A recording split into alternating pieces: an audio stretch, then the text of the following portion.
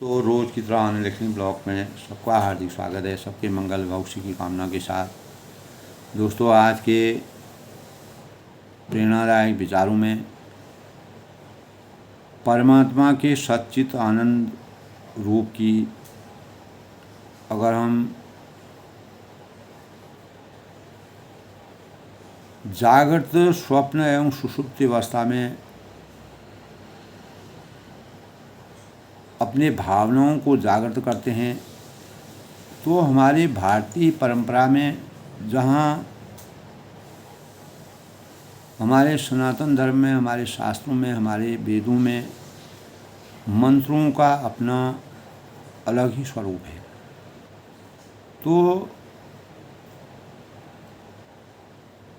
तो इसी प्रकार ओंकार शब्द की महिमा के बारे में अगर हम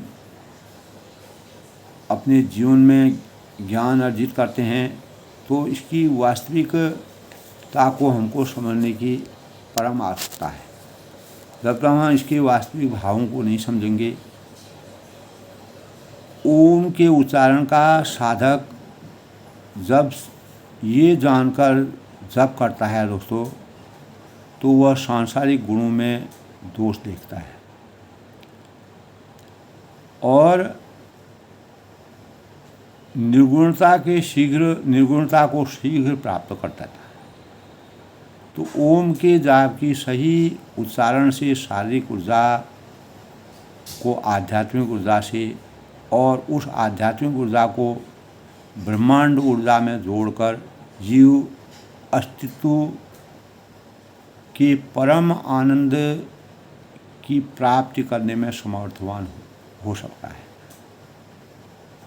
और उसके अंतःकरण में जो शंका होती है उसका समाधान हो जाता है। तो ओम जाप से दोस्तों मनुष्य क्या बनता है? ओम का उच्चारण करने मात्र से ही शारीरिक और मानसिक रूप से शांति प्राप्त होती है। इसका हमें दोस्तों वास्तविक रूप में अध्ययन अगर करना हो तो हमें अपने दैनिक जीवन में रोज़ इसका निरंतर अभ्यास करके परमात्मा में किस प्रकार से लीन हुआ जाता है और ओंकार का क्या अभिप्राय है। ओम का उच्चारण और जाप करने से आसपास के वातावरण में, आपके पूरे क्षेत्र के वातावरण में किस प्रकार की सकारात्मक ऊर्जा का संचार होता है और उस सकारात्मक ऊर्जा के माध्यम से सामाजिक परिवेश में किस प्रकार की शांति का उदय होता है।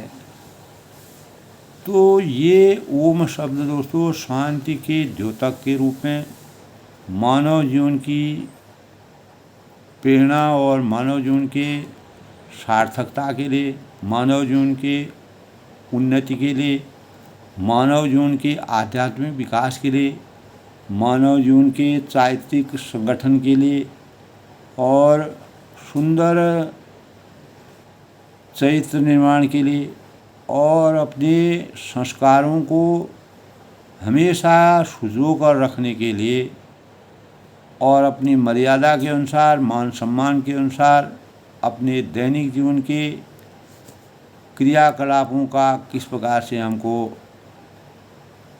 निर्वहन करना चाहिए, उन बातों का हमारे अंतःकरण में विचारों का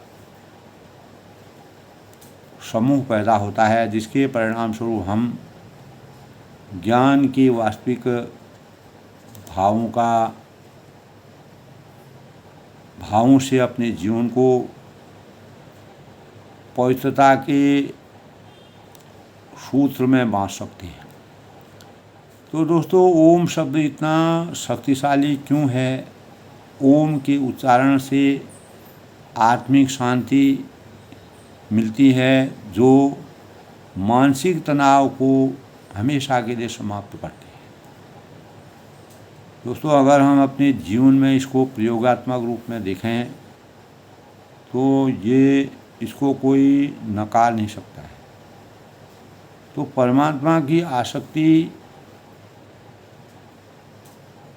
और जिन लोगों ने इस चीज़ की जिसने इसको शुरुआत की और इसमें इसकी वास्तविकता को जाना, ये हमारे लिए बहुत ही महत्वपूर्ण है। इसके गर्त तक जाना, इसकी गूढ़ता को जानना और इसमें इसको अपने जीवन में चरितार्थ करना, नियमित करना, अपने आभूषण के रूप में इसको अपने जीवन का आलिंगन बनाना। ओम कौन सी शक्ति है दोस्तों? शारीरिक और मानसिक शक्ति ओम से प्राप्त होती है और ओम के जाप से मन शांति व स्थिरता बनी रहती है। ओम व ओंकार में अंतर क्या है दोस्तों? ओ अक्षर से ओ स्वर है। भगवान कृष्ण का संकेत मिलता है और ऊ स्वर से कृष्ण की नित्य जो पत्नी श्री राधा जी का, राधा रानी के संकेत मिलते हैं। हम जब गूढ़ अध्ययन करते हैं तब हमको ये चीज़ें पता चलती हैं। मोह अथवा परम प्रभु के शाश्वत सेवक जीवात्मा के का संकेत मिलता है। ओम नमः शिवाय भगवान शिव की कृपा प्राप्त होने की का मंत्र हमारे जीवन को में सिद्धि की प्राप्ति का मानक माना गया है। सिद्धि की प्राप्ति की पवित्रता का सूचक है। तो जब दोस्तों साधक ज्ञान, सच्चे ज्ञान और तन मन से नियमित रूप से जपते हैं, जाप करते हैं, तो ओम मंत्र कब सिद्ध होता है? ओम नमः शिवाय मंत्र का जाप करने से दोस्तों ये हमारे जीवन के लिए बहुत ही उपयोगी चीज़ें हैं। इसको हमको हर चीज़ के तारतम्य को, हर चीज़ की वास्तविकता को समझना चाहिए। ओम नमः शिवाय मंत्र का जाप करने से भगवान शिव की कृपा प्राप्त होती है और यह मंत्र सिद्ध हो जाता है जब हम इसे सच्चे मन से और नियमित रूप से जापते हैं। तो शिव पुराण में दोस्तों इसका विस्तार से अध्ययन किया गया है। अगर हम शिव पुराण की हम थोड़ा भी अगर हम अध्ययन करते हैं तो वहाँ पर इस प्रकार के अनेकों प्रमाण हैं। ओम शब्द में क्या छुपा हुआ है, ओम का संपूर्ण वर्णन विस्तार है। और ओम का दूसरा नाम प्रवर्ण कहा जाता है दोस्तों। ओम शब्द में 3 अक्षर होते हैं, 2 स्वर हैं, 1 अक्षर होता है। तो अ का सही अर्थ मतलब अ का मतलब होता है जो उसमें अ उ म से ओम बना है, तो अ का मतलब होता है उत्पन्न होना।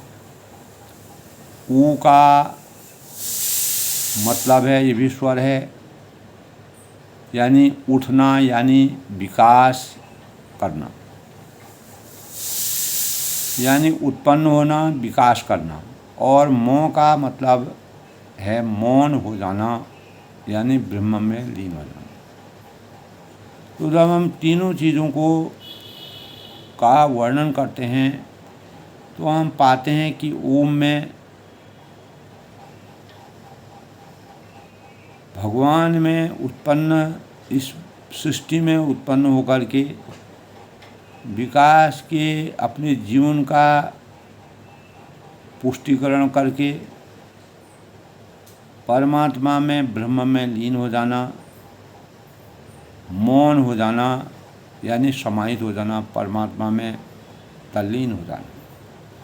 तो इन बातों का ज्ञान हमें ओम में निहित हमारे जीवन के लिए एक औषधि के समान है। भारतीय परंपरा में दोस्तों जहाँ हर मंत्र का शुभारंभ ओंकार से होता है, वहाँ ओंकार स्वयं में एकाक्षरी मंत्र है। इसी से सारे मंत्र की शुरुआत होती है, उदय होता है। यही सभी मंत्रों का आदि स्रोत है। इसीलिए इसे शब्द ब्रह्म, नाद ब्रह्म और नाद ब्रह्म की संज्ञा दी गई। वह स्वयं ब्रह्म का प्रतीक है और तस्य वाचक प्रमाण। योग सूत्र में जो है कहा गया है दोस्तों, तस्य वाचक प्रमाण। तो कहकर इसी सत्य का वर्णन किया गया है। तो हमारे उपनिषदों में दोस्तों ओंकार का विशेष प्रकाश डाला गया है। इसमें ब्रह्म प्राप्ति के लिए पूर्ण उपासना का विधान बताया गया है। कठोर उपनिषदों में कहा गया है कि आत्मा को अधर अरण्य तथा ओंकार को उत्तर अरण्य बनाकर मंथन रूपी अभ्यास करने से दिव्य ज्ञान की ज्योति का प्रादुर्भाव होता है। तो जिसके प्रकाश में, जिसके आलोक में आत्म तत्व का साक्षात्कार किया जा सकता है। इससे धर्म, अर्थ, काम और मोक्ष चारों पुरुषार्थ सिद्ध होते हैं। गीता में ओंकार को एकाक्षर ब्रह्म की संज्ञा भी दी गई है दोस्तों, जिसकी साधना से उपासक परम गति को प्राप्त हो जाते हैं, ऐसा हमारे शास्त्र कहते हैं। वास्तव में ओंकार वैसे भी दोस्तों अगर हम अपने जीवन में, दैनिक जीवन में इसका अपने जीवन को नियमित करते हैं, इसमें संयमित करते हैं, तो हमें एक अनोखी छवि का एहसास होता है और हम ब्रह्म की शक्ति को प्राप्त करके सकारात्मक ऊर्जा का अपने जीवन में प्रवेश करते हैं, जिसके परिणाम स्वरूप हमारे जीवन में लगातार शुभता के भावों का संचार होता है। तो वास्तव में ओंकार सृष्टि के अंतर में गुंजायमान मूल ध्वनि है, आदि ध्वनि है, जिसका स्वरूप अनादि अनंत है। तो बाकी सारी ध्वनियाँ घर्षण से उत्पन्न होती हैं, किसी के आधार पर गूंजती है, जबकि ओंकार बिना किसी दूसरे अवलंबन से गुंजायमान है। इसीलिए इसे अनाहत ध्वनि की ही कहते हैं। तो दोस्तों सार्वभौम, सार्वकालिक और शाश्वत ध्वनि भी इसको कह सकते हैं। इसकी ध्वनि में जो पवित्रता है, जो गुंजायमान है, जो मधुर सुर हैं, तो कोई भी साधक अपनी साधना की चरम अनुभूति की प्राप्ति कर सकता है। तो आश्चर्य दोस्तों सभी धर्मों में ओंकार अपने ढंग से उपस्थित मिलता है। बौद्ध धर्म में ओम मणि पद्मे हुम यानी मंत्र सर्व प्रचलित है, जिसमें ओम को मणिपुर चक्र में अव्यवस्थित माना गया है। जैन धर्म में गमोकार यानी कोण धर्म, जैन धर्म के अनुसार अणुमोकार या महामंत्र का शुभारंभ ओंकार से होता है। सिखों के प्रथम गुरु नानक जी ने के शब्दों में एक ओंकार सतनाम अर्थात ओंकार की सतनाम सत्य नाम है। तो अन्य धर्मों में भी दोस्तों ओंकार विभिन्न स्वरूपों में हमें देखने को मिलता है, हम अगर उसका अध्ययन करते हैं। तो वेद व्यास जी ने दोस्तों इसे मंत्र आचरण में प्रवण हेतु सेतु के रूप में मानव जीवन के लिए जिस प्रकार से सेतु का निर्माण करते हैं, उसी का हमें एक व्यक्ति से दूसरे व्यक्ति के अंतःकरण में इस भावनाओं को जोड़ने के भावों का सृजन किया है। तो सारे मंत्रों का सेतु इसको कहा जाता है। तो ओम मंत्र 3 अक्षर इसमें है दोस्तों, अ उ म से मिलकर बना हुआ है, जो जीवन की 3 अवस्थाओं का द्योतक है। जीवन के स्थूल, सूक्ष्म और कारण स्वरूप के प्रतीक हैं। सृष्टि के मूल में सक्रिय सृजन और स्थिति एवं जो परिवर्तन बदलाव होता है के अधिष्ठाता जो ब्रह्मा हैं, विष्णु हैं, महेश हैं तथा उनकी शक्तियों में इसका विस्तार है। तो जब सृष्टि में दोस्तों कुछ नहीं था, मात्र इस सृष्टि में दोस्तों भगवान शिव ही का स्वरूप माना गया था। तो शिव से ही दोस्तों सृष्टि की उत्पत्ति हुई। तब विज्ञान भी नहीं था, कोई संसाधन हमारे पास नहीं थे। तो एक परम ब्रह्म जो है दोस्तों, उन्हीं परम ब्रह्म ने शिव जो है परम ब्रह्म के रूप में अवतीर्ण हुए और उन्होंने उन्हीं के ब्रह्मा विष्णु महेश का जब अवतरण हुआ तब शक्तियों का संचार हुआ और सृजनकर्ता और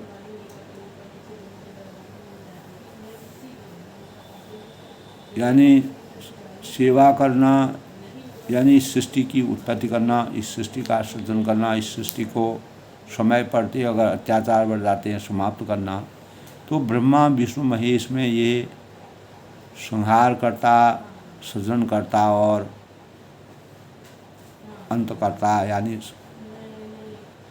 तो सक्रिय सृजन, स्थिति और परिवर्तन के स्वरूप ब्रह्मा विष्णु और महेश, इनकी शक्तियों इसका विस्तार से वर्णन शिव पुराण में किया गया है। दोस्तों परमात्मा के सच्चिद आनंद रूप को इसमें समझ सकते हैं और इसीलिए भगवान शिव ब्रह्मा विष्णु महेश ने सृष्टि की रचना करके, सृष्टि का निर्माण करके, सृष्टि के पालनहार, सृष्टि के निर्माणक और सृष्टि के संहार करता। इसीलिए सृष्टि की शुरुआत करने के भावों को अगर हम गूढ़ रूप में सोचें तो ये अद्भुत लगता है। तो दोस्तों जब इस सृष्टि में कुछ नहीं था, कहते हैं कि केवल भगवान शिव ही थे। इसीलिए शिव को कहते हैं सत्यं शिवम सुंदर। व्यष्टि स्तर से दोस्तों जागृत है, स्वप्न है, सुषुप्ति है, अवस्था के प्रतीक माने गए हैं।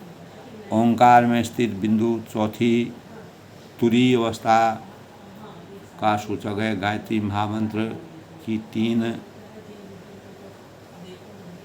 व्याहतियाँ हैं, भू भुव स्व, भू भुव स्व, यानी को ओंकार का ही विस्तार समझा जाता है। तो इसी से पतंजलि में दोस्तों गायत्री मंत्र को भगवान ओंकार का स्वरूप माना गया है और इस तरह ओंकार में हम जीवन एवं अस्तित्व के समग्र स्वरूप के बीज के रूप में देख सकते हैं। तो जैसे बीज से बीज अंकुरित होकर के अनेक प्रकार के पेड़ पौधों का निर्माण करता है, उसी प्रकार हमारे जीवन में जब ओंकार ओ ऊ अ उ म अगर हमारे अंतःकरण में बैठ जाते हैं तो हमें अपने जीवन के अस्तित्व में बदलाव मिलता है, परिवर्तन मिलता है, सकारात्मकता मिलती है। तो ध्यान बिंदु उपनिषदों के अनुसार दोस्तों ओंकार मंत्र की विशेषता यह है कि इसे पवित्र अपवित्र किसी भी स्थिति में दबा सकते हैं, यानी इसमें कोई मतभेद नहीं है, कोई हाँ ना की बात नहीं है। हम पवित्रता में भी अपवित्रता में भी परमात्मा का जब ध्यान कर सकते हैं, हर पल हर इसका जप किया जा सकता है। इससे जुड़े जो ब्रह्म स्वरूप परम तत्व का चिंतन एवं मनन करते हुए साधक इसके प्रकाश में अपने आत्म स्वरूप का ध्यान कर सकता है, अपने चित्त के सही स्वरूप का अनावरण कर सकता है, अपने चित्त के लेखा जोखा का सही ढंग से प्रयोग करने में समर्थवान हो सकता है और उसमें जो अच्छाई और बुराई है उनका सही ढंग से निरूपण करके अपने जीवन को ओमकार की अनुभूति के अनुसार परिवर्तन करके जीवन को सार्थक बनाने में कामयाब हो सकता है।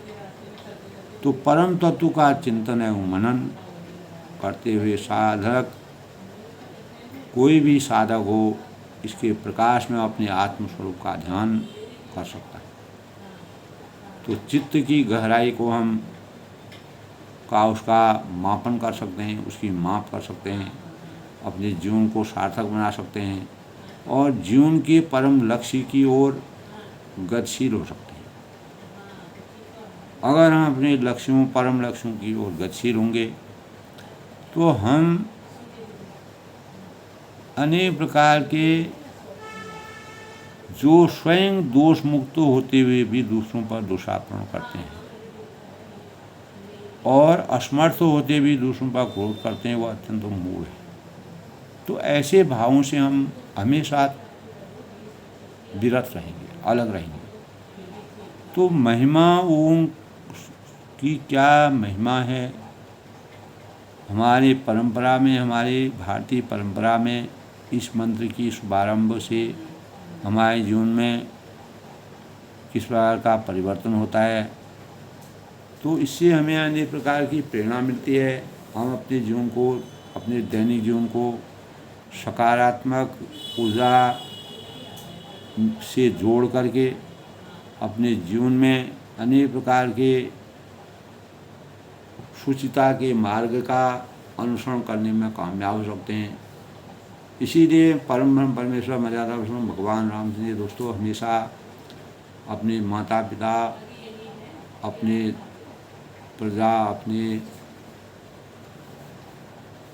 गुरु बंधु और अपने पारिवारिक संगठन की रूपरेखा के अनुसार कार्यों को परिणित करने के भावों का संचार किया।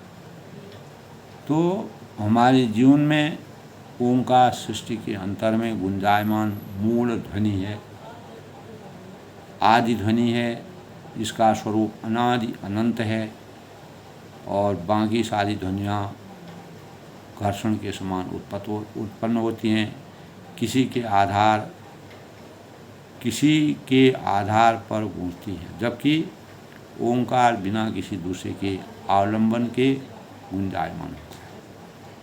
तो दोस्तों आज के प्रेरणादायक विचारों में हमें सार्वभौम, सार्वकालिक और शाश्वत ध्वनि की ओर अवतरित होने के लिए ओमकार के वास्तविक स्वरूप को जानना चाहिए, जिससे एक साधक बन कर के अपनी साधना के चरम की अनुभूति को हम अनुभूति का एहसास अपने अंतःकरण में करने लगें, जिससे हम सामाजिक परिवेश में अपने जीवन को सार्थक बनाने में कामयाब हो। सब लोग सुखी रहें, खुश रहें, प्रसन्न रहें।